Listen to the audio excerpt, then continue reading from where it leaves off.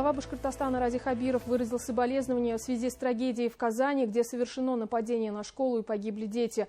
Руководитель нашей республики потребовал усилить меры безопасности в образовательных учреждениях. Поговорим об этом прямо сейчас вместе с гостем программы «Интервью». Сегодня вместе с нами Римма Утяшева, депутат Государственного собрания Башкортостана. Римма Амировна, здравствуйте. Здравствуйте.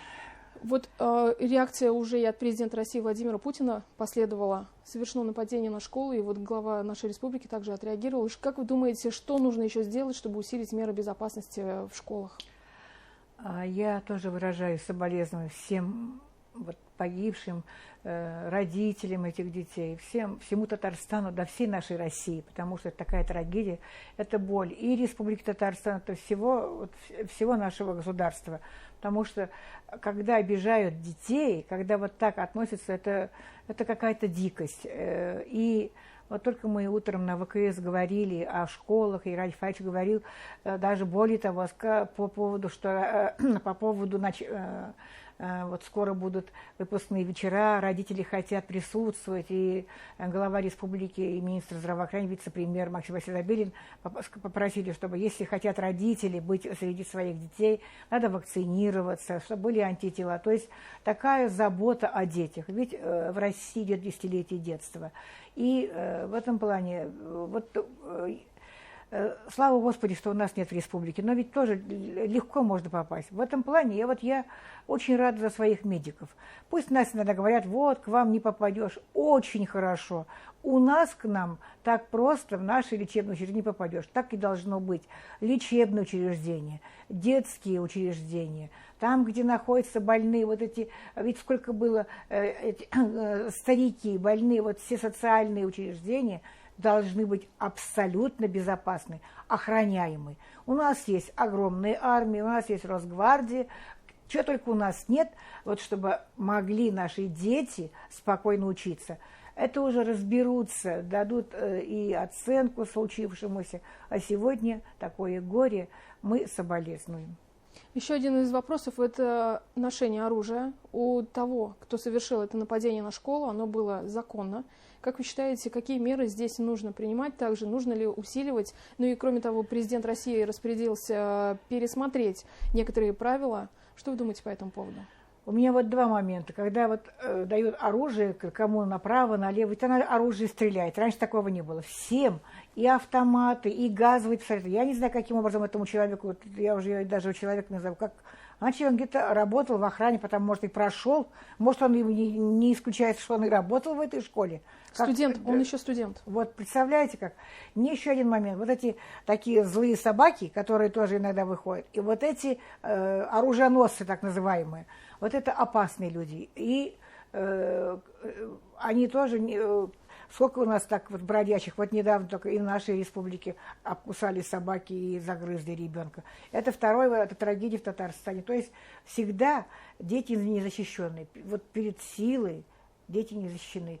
Поэтому наша задача родителей всеми силами оградить наших малышей и в детских садах дошкольных, и в школах, и в вузах, что и вузы ведь тоже они дети. Они идут учиться, какой-нибудь отморозок, урод, простите, пройдет и расстреляет твоих детей. Каково это родителям? Это большое горе. Римма Амировна, вы сами мама, у вас большой жизненный опыт. Вот сейчас во всех сложившихся обстоятельствах какие рекомендации вы можете дать всем родителям, взрослым, как защитить еще своих детей, может быть, с психологической точки зрения? Здесь, конечно, будем надеяться, все равно страна нас защитит. Как говорят, уродов их не знаешь как, но охраняют должны. И же вокзалы, аэропорты, там, где много скопления. Я каждый раз еду в Москву, я, вы знаете, боюсь метро. После таких трагедий, я каждый раз, когда выхожу, Господи, спаслась. Страх в этом метро. И думаю, что наша сегодня и глава республики, сейчас во всем, наверное, и президент России даст.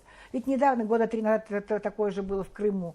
Надо следить. Мы сегодня много больных людей. Уже телевидение учит, как делать оружие. Чего только нет. По интернету много всяких сил отрицательных, которые готовы нас растерзать вокруг. Поэтому их обучают, обкуренные эти, так называемая молодежь, даже не знаю, это люди, и они могут принести вред в любой момент. И самое тонкое, где место, это наши дети. Конечно, вот отправляю в школу, что мы можем сказать? Будьте осторожны, как бы там ни было, детей пугать не надо. Это сегодня надо все школы посмотреть, ходы, выходы, я думаю, это уже делается. И чтобы ни одна муха не проскочила, которая могла бы обидеть наших детей. Я вот так думаю. Это вполне в силах и нашей республики, нашего государства сегодня заново пересмотреть, кому какое оружие, кому полагается, кому не полагается. Вот тут должны быть жесткие меры, жесткие. Но здесь будем ждать решения федеральных властей, Но да, это в любом случае закон, будут приняты. нарушенный федеральный закон об охране, защиты детей. И это, почему так школа осталась без внимания, охранник убит. Ну, почему нет кнопки вызова, должна быть 5 секунд. Даже в наших вот больницах сразу звонок. Это должны быть звонки за 1 секунду должны. А можете рассказать, как устроена система охраны в больницах? Очень строго. У нас, во-первых, двери закрыты.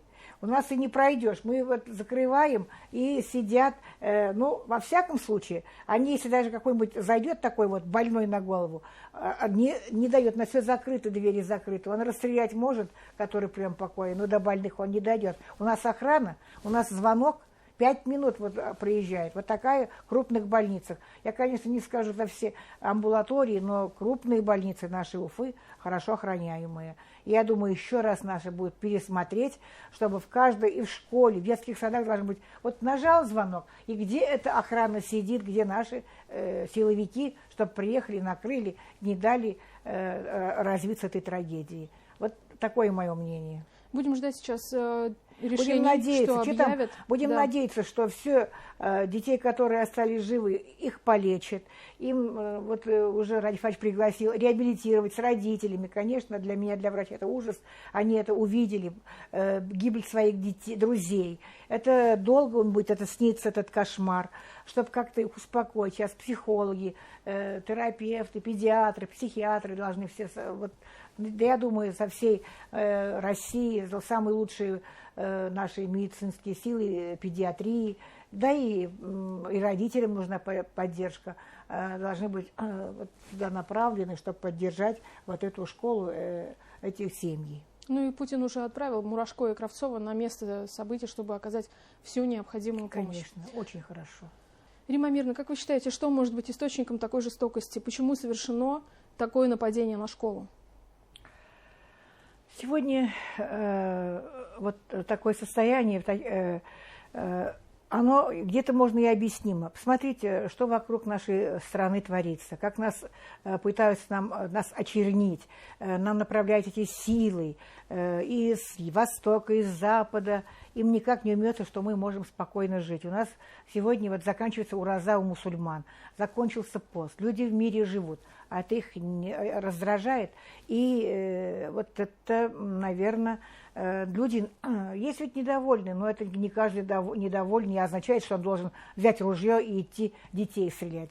Да, бывает недовольны, но вот надо, не умеет анализировать, вот находят эти силы таких недовольных, их прикармливают, дают оружие. Я не думаю, что он прям сам так изготовил, даже если он студент. И оружие, откуда он взял это оружие, чтобы, ну, допустим, охотничье ружье, наверное, поймали, видели бы.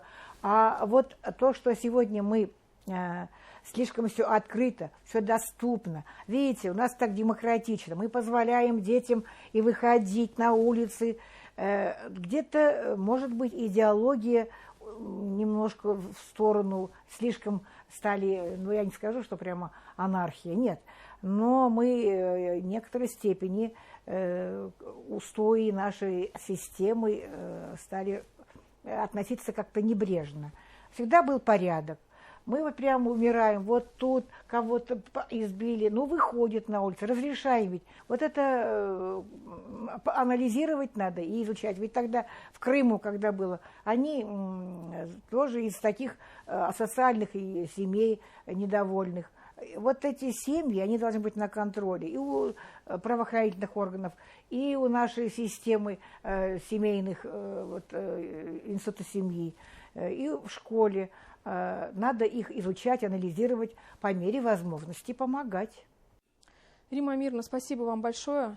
Трагедию в Казани мы обсудили в эфире главного телеканала Республики депутатом Государственного собрания Башкортостана и председателем Совета региональной общественной организации национально-культурной автономии татар в Республике Башкортостан Риммой Утяшевой. Не переключайтесь, оставайтесь вместе с нами.